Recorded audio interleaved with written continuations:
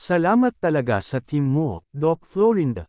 Kahit na sobrang taas nitong bundok na inaakyat nyo, every month pa rin kayo na dumadalaw rito para sa check-up naming mga matatanda at mga bata rito. Pati na rin ang mga alaga nating aso, Chris Ing. Saad naman ng isang matandang lalaki na gulanit na ang kanyang suot na sombrero. Pati mga alaga naming aso at pusa rito ay nababakunahan nyo panlaban sa mga nauusong sakit. Maraming salamat talaga, Doktora, sa serbisyo nyo sa amin. Kahit na wala kaming kahit na piso na maibabayad sa inyo.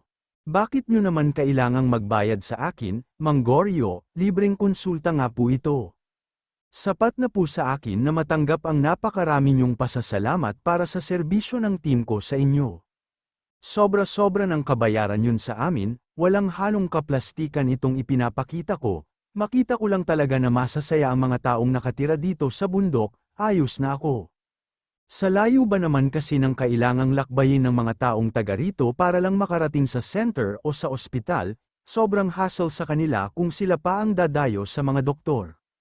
So, naisip kong simulan itong voluntary project para sa mga kagaya nilang hindi accessible sa kanila ang mga pagamutan.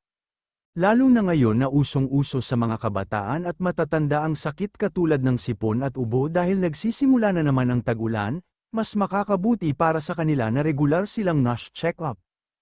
Hindi ko naman sila magawang bisitahin weekly since masikip din ang aking schedule as a doctor, and at the same time ay surgeon din ako sa malaking ospital. Kumain pala muna kayo bago umalis. Nagtatatakbo si Aling Bising na kinuha ang nakabilaong biko sa mahabang lamesa na nakahanda sa lugar. Bagong luto ito, Doktora, napakasarap niyan, bale rito kasi sa lugar nila ay tabi-tabi ang kanilang mga bahay. They were able to have their meals together, at yun ang purpose kung bakit mayroong mahabang lamesa na gawa sa kawayan ang nakahanda. Doon sila naglalatag ng malaking dahon ng saging at doon ihahanda ang kanilang mga pagkain. At sabay-sabay nilang pagsasaluhan yun, ipagbalot nyo na lang po siguro ako. After ko kasing matalian itong sugat ni Buknoy, aalis na po kami. Alam nyo naman pong hindi ako ubrang magtagal dito since mayroon din akong mga pasyenteng nag-aabang sa akin sa klinik. Sa napaka-welcoming nilang approach sa amin, sobrang nakakahiya talaga na tumanggi sa paanyaya nilang seluhan namin silang kumain. Kung maluwag lang talaga ang schedule ko, hindi ako tatanggi. Kaya lang, as what I mentioned earlier, napaka-busy kong tao, mapa-clinic man o sa bahay, okay na ito. Buknoy, huwag mong kakalimutan ang sinabi ko na huwag ka na munang maglalaro para hindi mapuwersay ang paa mo. Ang mga bata kasi rito ay walang mga tsinelas kaya kung ano-anong matutulis na bagay ang naapakan nila. Aling ason, yung gamot na ibinigay ko sa inyo, 3 beses nyong kailangang ipainom kay Buknoy yon kada araw. Tapos sa loob ng 1 linggo, huwag din muna siyang pakainin ng mga malalansang pagkain, as much as possible, gulay na lang muna, okay po? Opo, Doktora, tsaka sa susunod na araw po ay magpapadala po ako rito ng sapat na bilang ng mga tsinelas para sa mga bata. Mag-uutos na lang po ako kasi baka sa susunod na buwan na ulit po tayo magkita-kita. Nako, maraming salamat talaga sa pagmamalasakit mo sa amin, Dok. Lumapit sa akin si Aling Nansing, bitbit ang maliit na container kung saan naroon ang ipinabalot ko na biko. Siyempre pati ang mga kasama ko ay mayroon din, ang swerte namin na mayroon kang pagmamalasakit sa amin, Dok. Pagpalain ka pa sana, wala pong anuman, mauna na po kami. Sana pagbalik ko rito, hindi na kasing dami ng ngayon ang gamutin ko, ano ho? Mag-iingat po kayo lagi. At nagsimula na naman ang struggle ko at ang mga kasama kong nurse sa pagbaba sa bundok. Napakaputik din ng daan kasi kauulan lang kanina ng malakas. Doble ang pag-iingat na kailangan talaga namin kasi isang maling hakbang lang ay pwede kaming madulash. Doc, hanggang kailan niyo po babalak na magpunta rito? I mean, hindi naman po sa ayaw ko na pong sumama sa inyo rito or nakakapagod po. But what I mean is that, hindi po ba kayo nahihirapan? Bukod sa mahirap ang daan patungo sa taas, tsaka sa shed nyo po. Huwag mo nang iniintindi kung si Matthew ang tinutukoy mo. Si Matthew, ang kasamahan ko sa pedia department, ang isa sa mga doktor na pinag-iinitan ako palagi. Hindi ko rin alam kung bakit kailangan niya akong pag-initan, wala naman akong ginagawang mali.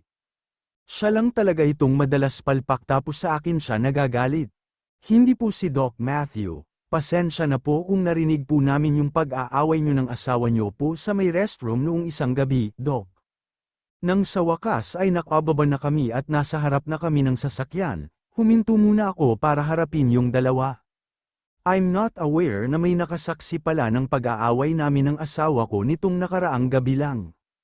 Aksidente po kasi naming narinig ni Topper na may nagpapalitan ng salita sa may restroom, saktong pauwi na po kami talaga that time. Medyo na-curious po si Topper, ikaw ang na-curious. Nag-second the motion lang ako sa'yo, edi ako na, tapos yun nga, Doc, nakiusyoso na po kami, and nalaman po namin na boses mo yung isa. Sorry po talaga kung pinakinggan namin ang away nyo, Doc, hindi ko naman ginawang big deal na nakiusyoso sila sa away naming mag-asawa, but then may inis factor pa rin akong naramdaman because of that, kaso mas na-focus yung atensyon ko kasi naalala ko na naman yung gabing yun. Noong gabing dumurog sa akin ng sobra. Hindi mo nga masabi sa akin kung saan nanggaling yung lipstick na nakita kong nasa loob ng pantalon mo. Giovanni, ni hindi mo magawang ipaliwanag kung bakit mayroon kang ganon sa damit mo kung talagang ang wala kang babae. Halos mapaus na ang boses ko habang patuloy pa rin ang pagdaloy ng luha sa mga mata ko. Pumunta ako rito para sunduin ka at ayain ka sana na lumabas kasama ng anak nating si Dexter, hindi para makipag-away sa iyo, Florinda. Hindi ko maintindihan kung paano mo naiisip ang mga bagay na yan. You don't have to overthink that much, honey. Sinusubukan niyang lumapit sa akin at tinatry niyang yakapin ako, ngunit ako lang din ang tumataboy sa kanya at lumalayo, hindi ko kayang may sakmura na mahawakan ako ng isang kagaya niya. Nakita mo ba yung photo na sinend ko sa iyo, Giovanni? Sana bago ka nagpunta rito, binuksan mo muna yung messenger mo.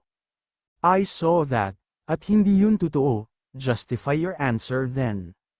Paano mo nasasabi sa akin na hindi totoo yung picture na nakuha ni Yumi na mayroon kang babae na kasama sa bar? Paano, anong dahilan mo para idinis sa akin yun, kumbinsihin mo ako na hindi yun totoo? Sige, makikinig ako, 10 segundo ang nakalipas kahit isang salita ay wala akong narinig sa kanya. Binigyan ko na siya ng pagkakataon na makapagpaliwanag sa akin, pero sinayang niya. I'm done. Gusto mong makipaghiwalay sa akin para sa isang hinala na hindi mo pa naman napapatunayan, sana intindihin mong may anak tayo. Florinda, kasi kung ipupush mo man itong hiwalayan nating dalawa, I will make sure na sa akin mapupunta si Dexter. And after that, hindi ko na alam, nawala yung lakas ko na hamanin si Giovanni ng hiwalayan after niyang sabihin na gagawa siya ng way para sa kanya mapunta si Dexter. Well, hindi naman ako natatakot na ailaban si Dexter sa korte, because the thing I was afraid of the most is raising my son in an incomplete family. Hanggang ngayon ay hindi siya aware na nagkakalamat na ang relasyon namin ng papa niya. It's because I did not let him know there was something wrong between his parents. Lumaki ako sa broken family, iniwan kami ng papa ko nang dahil sa babae niya. At sobrang hirap mabuhay at lumaki sa isang pamilya na hindi buo. Kaya't nangako ako sa sarili ko noon na hanggat maaari, hanggat kaya ko pang tiisin at kaya kong soulless yunan ang magiging problema ko once na mayroon na akong sariling pamilya. Hindi ako bibitiw sa kasal, hindi ako bibitiw sa relasyon, hindi ko hahayaang ang magiging anak ko, magiging kagaya ko lang, honest ko ang pakiramdam na lumaki ng walang ama, and for Dexter, ayokong maranasan din niya yon. Kung ano man yung napakinggan nyo that night, huwag nyo na lang sana ipagkalat. Maayos ko rin ang problema ko sa asawa ko, may kaunting misunderstanding lang naman kami, and I'm sure magagawa naman namin ng paraan na ayusin yun. Pare-parehas na kaming pagod, so we really need enough rest bago muling sumabak sa panibagong duty. Honey, hindi ka ba muna kakain? Salubong ni Giovanni, nakasuot pa siya ng apron habang mayroon siyang hawak na sandok sa kusina. Say sabayan na kitang kumain, paborito mo pa namang ulam itong niluto ko. Pagod ako, Giovanni, gusto ko nang matulog, dumiretso ako agad sa itaas upang pumanhik sa kwarto naming dalawa. Bukod sa hindi pa rin kami okay dahil sa away na nangyari nitong nakaraang gabi, hindi ko pa rin magawang maging maayos ang pakikitungo ko sa asawa ko dala na rin ng sobrang pagod. Imagine na nanggaling ako sa bundok para mag-check up ng mga matatanda doon at mga bata, and even their pets and providing vaccination for them. Well, every time talaga na nagtutungo ako sa lugar na yun, ubus na ubus ang energy ko, kaya na balewala ko na lang din ang effort ng asawa ko na ipagluto ako ng paborito kong ulam, syempre ang specialty niya na chicken adobo. Florinda, bumukas ang pinto ng kwarto at iniluwa noon si Giovanni. Galit ka pa rin ba sa akin? Pinagdududahan mo pa rin ba ako na mayroon akong ibang babae? Forget about that, pagod ako. Sa dami ng ginagawa ko as a public school teacher, paano mo ako napag-iisipan na may time pa ako na mambabae without realizing the excessive workloads I have? Nang dahil ba mas mababa ang monthly salary ko kaysa sa iyo, iniisip mong mas marami kang ginagawa kaysa sa akin, na mas busy ka kaysa sa akin, na mas may panahon ako na mambabae kaysa sayo? I think I don't sound like I'm attracting him to start an argument with me, pero siya na itong nagsisimula. What I really meant by saying I'm tired is really my desire to have some rest, and yet, nakikipag-away siya sa akin ngayon. Giovanni, stop, wala akong sinasabing ganyan. I'm sorry, nadala lang ako. Buti na lang ay kumalma siya at naupo siya sa tabi ko. Hinawakan niya ang mga kamay ko at hinalikan ako sa noo. I'm sorry, hindi ko sinasadya. We're both tired. I knew it, pagod ka sa school at ako pagod ako sa ospital. Alam kong drained pareho ang isip at katawan natin for today. So please, magpahinga na lang muna tayo. Eresked mo na lang yung pag-aaway natin. No, I don't want you as having an argument, ever again, please. Giovanni started showering me with kisses all over my face, and the next, to my body. This is perhaps the way he wanted both of us to get some rest, by making our night extra hot and spicy, although na-miss ko rin naman siya. Masyado kaming naging busy sa mga trabaho namin to the point na nawawala na kami ng oras para sa pansarili naming pangangailangan, and good thing, ngayong gabi ay hindi na kami nag-away, because tonight, we're trying to make another member of our family. Do you really want this to continue? Kung kailan nag-e-enjoy yung katawan ko, akala ko ba gusto mo nang magpahinga? Your cock would possibly get mad if we stop this. Ginantihan ko siya sa pagiging mapanukso niya. Less talk, please.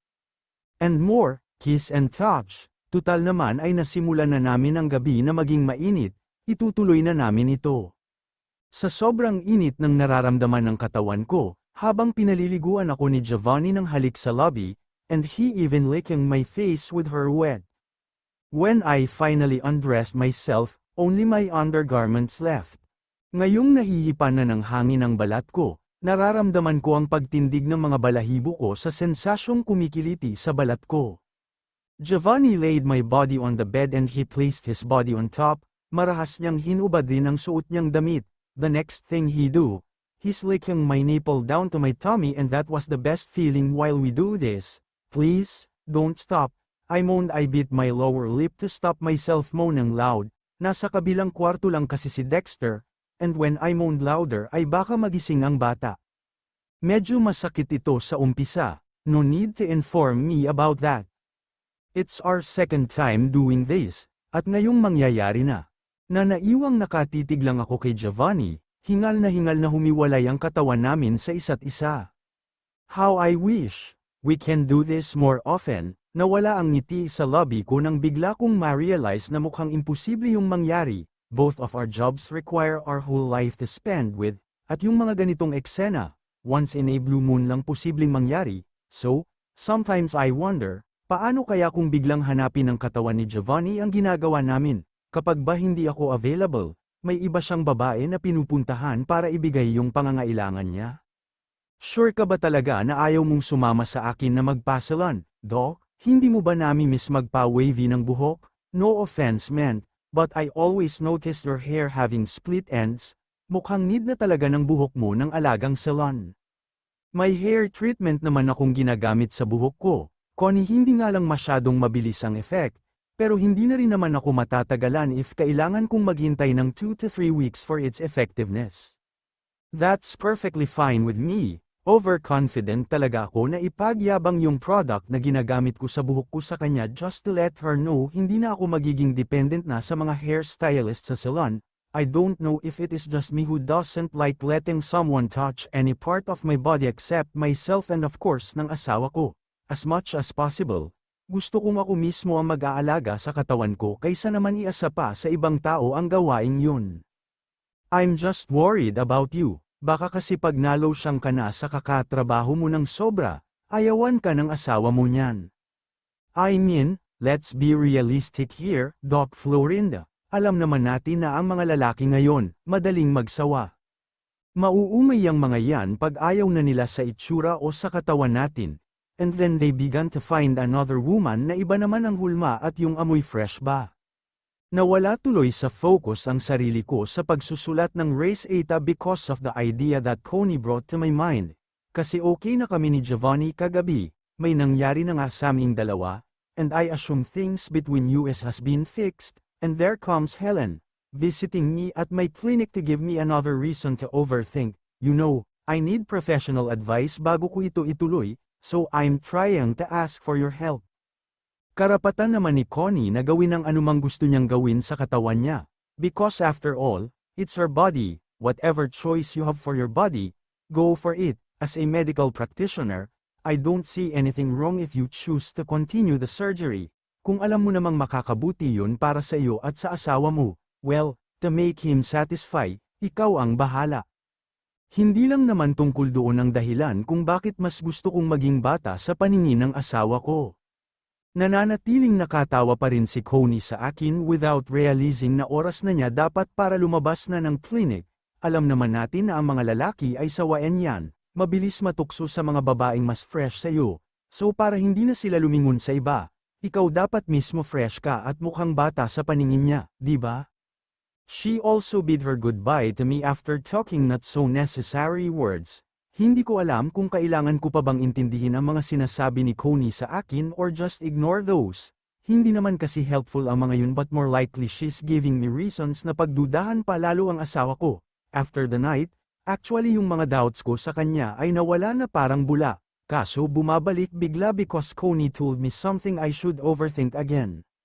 Doc, narinig niyo po ba yung sinabi ko? Nabalik ako sa ulirat nang marinig kong nagsalita ang bagong pasyente na kaharap ko. Sandali kasing lumutang ang utak ko sa kawalan dahil na nga sa sinabi ni Connie sa akin, which is talagang nakapagpabother sa akin ng sobra.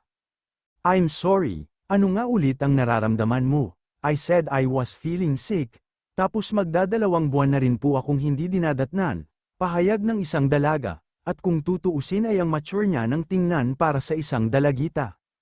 Worried po ako na baka may hindi na po magandang nangyayari sa akin, so I ran into here.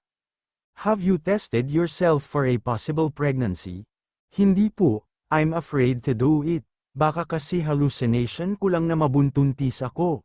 And kapag nalaman ko na confirm ng buntis ako, I'm scared if my parents would know about this. So, what's the sense of going here? Para pakiusapan ako na i-diagnose ka na mayroon kang ibang karamdaman aside of the fact that you're showing symptoms of early pregnancy. While she's just being silent, napapailing na lang ako sa mga kagaya niya na ayaw naman palang mabuntis kasi baka itakwil sila ng mga magulang nila. Pero kasalanan din naman nila yan, hindi man lang gumagamit kahit proteksyon sa kung hindi naman pala sila handa pang maging magulang. I'm afraid you are unless you accept your situation, tsaka tayo makakapag-proceed sa mga susunod pa na process. For now, kailangan mong itest ang sarili mo para ma-confirm natin na mayroon na nga bang bata riyan sa sinapupunan mo.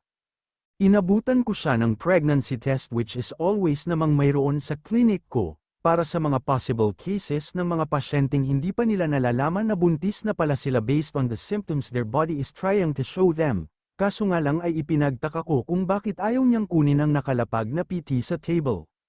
Let me ask you a question, have you gone into intercourse recently? You says I'm showing symptoms of early pregnancy, and now you're trying to ask have I had intercourse with someone. Tinawanan niya ako sabay na inirapan. In my 15 years in the medical field, hindi pa ako nababastos ng kahit isa sa mga pasyente ko. Okay. I'm sorry, she apologized. Of course, I had with someone recently, that's why I'm afraid na baka pag na-confirm na buntis nga ako bukod sa parents ko, natatakot din ako na yung ama ng batang dadalhin ako hindi kami ang piliin niya. Bakit naman niya kailangang mamili? Pamilyado siyang tao, may anak siya at asawa, kasal, and I'm still not sure na sakaling malaman niya na nabuntis niya ako, handa niyang ipagpalit ang pamilya niya para sa amin ng anak niya. Bigla akong natigil sa ginagawa kong pag-aayos sa mga folders sa cabinet, agad akong bumalik sa pagkakaayos ng upo at tinapunan ang tingin ng pasyente kong bahid sa kanyang mukha ang takot, dahil kung hindi man nagkakamali ang nagsisimula kong pagdududa, maybe this young lady I was facing with is a mistress. Hindi ka magkakaroon ng magandang future sa pagiging kabit, and I'm saying this not just because I'm a doctor. Pamilyado rin kasi akong tao at nakakalungkot lang na mas pipiliin mo ang pagiging kabit kaysa ang madala ka sa altar. You'll never experience how was the feeling of being a legal wife kung mananatili kang mistress ng lalaking yan. Kung isipin man ng dalagang ito na nakikialam ako sa buhay niya, edi yun ang isipin niya. Hanggat maaari kasi ay ayaw kong mas dumami pa ang mga kabit sa mundong ito. Legal man na asawa o kabit, wala akong pakialam. Basta alam kong mahal namin ang isa't isa, hindi ko siya hihiwalayan, matigas na saad nito. Noong oras na mawala na siya sa harap ko, saka lang ako nakahanap ng tiyempo na makahinga ng maluwag. Simula kasi nang mapagtanto ko na naanakan siya ng lalaking may asawa and that she is a mistress, hindi na tumigil sa pag-o-overthink ang utak ko ng kung ano-ano. Idagdag pa ang isang bagay na napansin ko sa kanya, that her lips is wearing a lipstick na kakulay ng lipstick na nakita ko sa bulsa ng pantalon ni Giovanni. There is a big possibility na baka coincidence lang yun, hindi lang naman kasi iisang tao lang ang pwedeng magkaroon ng same shade ng lipstick na nakita kong nasa asawa ko, ngunit bilang malapit na akong mapraning bilang asawa, I just can't control myself thinking na yung babaeng namumroblema na baka nabuntis siya ng lalaking mahal niya raw. Paano kung si Giovanni yun? Ito na, Doc, nabasag ang pag-overthink ko ng ilapag na sa table ng babae ang PT. Gaano ba katagal ang kailangan kong hintayin? Sandali lang ito. Maya-maya lang din ay nagpakita na ito ng result. It shows here 2 red lines which means positive nga siya sa pregnancy. It should be great news to you that you're pregnant, but I'm afraid the result is not as great news to you now, I believe. Ako ang naaawa sa kanya nang makita kong namumuo na ang luha sa mga mata niya. Hindi man kasi siya maging vocal sa akin, pero bilang marami na rin akong mga pasyente na nakakasalamuha, sometimes I can read my patient's mind by just looking at them, and with the young lady I'm facing with right now, sobrang sama talaga ng balita para sa kanya na malaman na buntis siya. Of course kahihiyan yun para sa parents niya once they knew about who was really the father of their daughter's baby, who happened to be a married man. Mauuna na ako, Doc, hindi ko na siya nagawa pang pigilan kahit na may isa pa sana akong gustong sabihin sa kanya na sana hindi siya umabot sa puntong magdesisyon siya na para lang hindi niya mapahiya ang family name nila. Ipalaglag niya yung bata. Na-stroke daw, Mars, hindi kinaya ng malaman na nangabat ang asawa kaya ayan siya. Noon ay siya ang gumagamot sa mga pasyente tapos ngayon ay siya na itong pasyente na aalagaan. Kwento ni Pia sa akin, isa siya sa mga kaibigan kong doktor din. Si Attorney Albert ang nambabae, parang hindi naman yata yun kapanipaniwala, kilala ko kasi ng personal ang asawa ni Karen, yung no-stroke na kasamahan namin sa field, since college days pa lang ay loyal na loyal kay Karen si Albert, so, sa ngayon ay hindi pa rin ako lubos na makapaniwala sa nabalitaan kong nambabae siya bigla. Kailan ba tumano ang mga lalaki, wala naman silang pagbabago. Kumbaga consistent silang sa una lang sila magaling. Dama ko yung bitterness sa dialogue ni Karen, alam ko yang iniisip mo. Hindi ako bitter, inirapan niya pa ako, bitter ka sa part na generalize mo na ang mga lalaki ay magaling sa una. Hindi naman siguro lahat, Mars, depends ako, syempre mayroon akong asawa, and I want to defend na naiiba si Giovanni sa mga lalaking manloloko. If I were you magjowa ka na rin kasi. Para naman hindi na maging masama ang tingin mo sa mga lalaki. First of all, hindi ako bitter, hindi ako naiinggit kung ako na lang ang wala pang asawa sa lahat ng doktor na nandito sa ospital. Kung lahat kayo ay mga pamilyado na tapos ako na lang ang hindi, I don't care. Hindi pa rin magbabago ang tingin ko sa mga lalaki sa mundo na pagkatapos mangako ng napakaraming bagay sa kasal nila ng asawa niya. Ang tatapang pa rin ang apog na magloko at mambabae. Kaya tingnan mo yung si Karen, hindi ba nakakaawa ang nangyari sa kanya, Florinda? kung tayo nga na nakakakilala kay Albert ay hindi natin inakala na magluloko siya kay Karen, what more to his wife.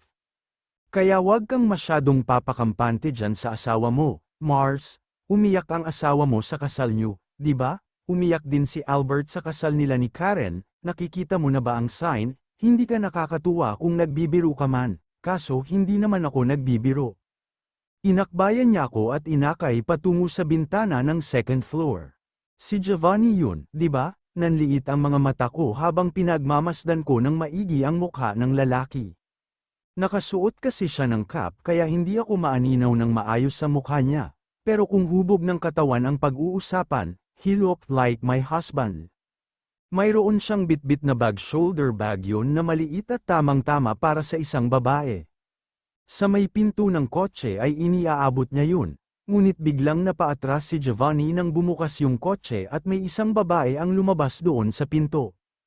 Lumapit ito kay Giovanni at mabilis na hinalikan bago ito muling pumasok sa loob ng nakangiti at mula rito ay tanaw na tanaw ko yung mukha ng babae, kasi hindi ako pwedeng magkamali na yung babaeng pumunta dito sa klinik at umiyak nang malaman na buntis siya pala ang babae ng asawa ko.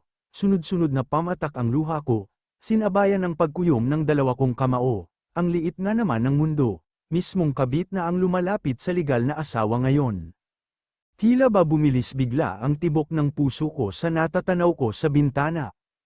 Sobrang sakit sa mata at sobrang hapdi sa puso, gusto kong paniwalain ang sarili ko na sana ay nananaginip lang ako. Sana hindi totoo lahat itong nakikita ng mga mata ko. Hindi pwedeng si Giovanni ang lalaking yun, Mams, okay ka lang ba? Rinig kong antag ni Connie sa akin, nakaakbay na siya sa akin at tinatapik ang balikat ko. Sabay layo ng katawan ko roon sa bintana. Alam kong nahihirapan ka ngayon na i-process ang lahat, kasi kung ako man ay nagulat sa nakita ko. Alam kong doble ang balik sa'yo noon, yung luhang nanggigilid sa mga mata ko. Mabilis ko yung ipinahid, saka ko hinarap ang kaibigan ko nang may ngiti sa lobby. Nakita ng mga mata ko na hinalikan ng babae si Giovanni, pero sa pisngi lang naman, baka magkaibigan lang sila, baka naman walang meaning yun, di ba? Katangahan na ang sinasabi ko, kung pagka-martyr man ang tawag sa ginagawa ko ngayon, wala akong pakialam. Totoo naman kasing sa pisngi lang ni Giovanni humalik yung babae kanina, kaya baka wala namang meaning yun. Baka wala namang mali siya, umaasa ako na sa ganun nga ang nangyayari. Umaasa ako na sana, kahit imahinasyon na lang itong mga iniisip ko, maging reality ito. Talaga bang, nagagawa mo pang mag-isip ng ganyang bagay sa likod ng mga nakita ng mga mata mo kanina, Florinda? Hindi makapaniwala ang mukha ni Connie habang kinu-question ako na tipong maski ang kaibigan ko ay sobra nang natatangahan sa akin. Hindi lang kasi dapat sa iisang anggulo lang ako tumingin, di ba? Kasi, oo nga, sa angle na nakita ko kanina pwede kong isipin na ang babae na yun ang siyang kabit nga talaga ng asawa ko. Pero when I try to find things further baka lang naman may iba pang dahilan kung bakit ginawa ng babae na yun na halikan ng asawa ko. Hindi naman pwedeng lagyan ko agad ng mali siya yung nakita ko kung sa katunayan naman wala talagang ibang meaning yun, ayoko namang manghusga agad ng tao.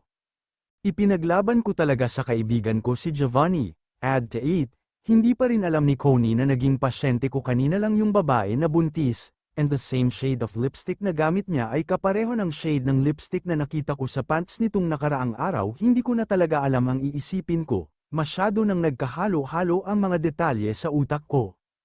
Sana tama yung desisyon mo na hayaan mo muna ang sarili mo na malaman ang buong katotohanan. Kasi kung hindi talaga sapat ang angle na nakita mo kanina, I hope makakita ka ng angle na magpapatunay na hindi nga ang babaeng yun ang kabit ng asawa mo.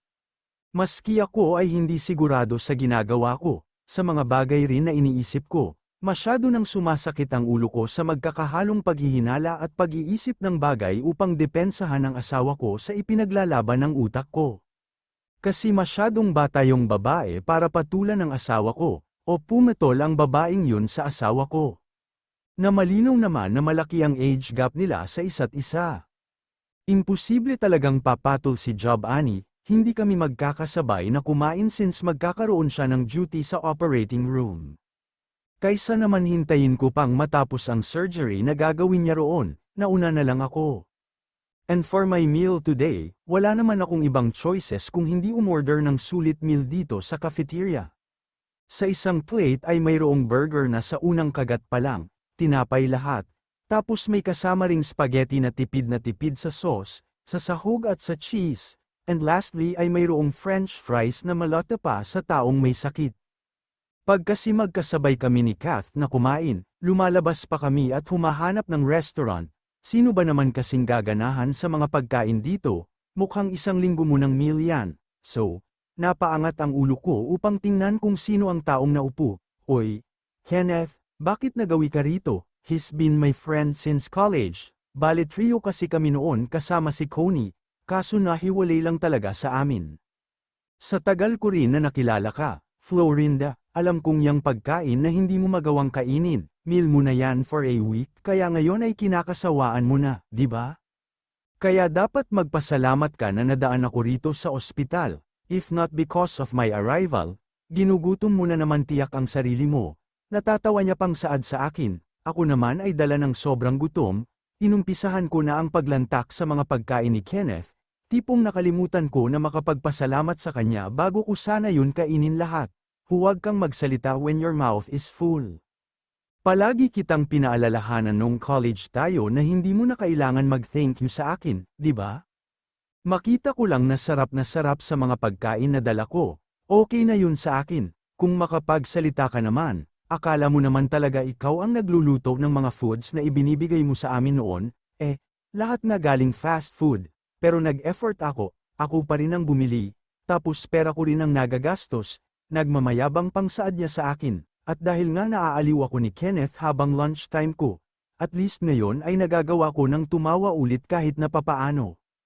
Hindi ligtas yang lungkot ng mga mata mo sa akin, Florinda, since I arrived, kanina ko pa napapansin, may problema ka ba?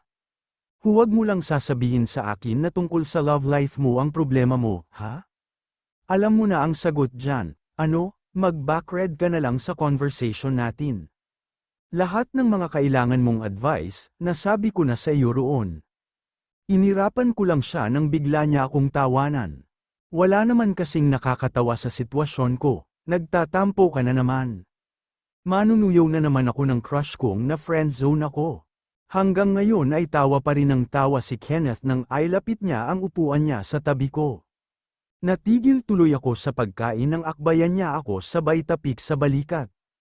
Siyempre bilang isang lalaki na gustong-gusto ka noon, masakit para sa akin na malaman na yung babaeng sobra kong pinahahalagahan noon hanggang ngayon, sasaktan lang ng asawa niya. Kasi para na ring isinasampal sa mukha ko noon, Florinda, na ako pa pala itong naging mali ang desisyon na ipaubaya ka sa asawa mo ngayon kung sasaktan ka lang din pala niya.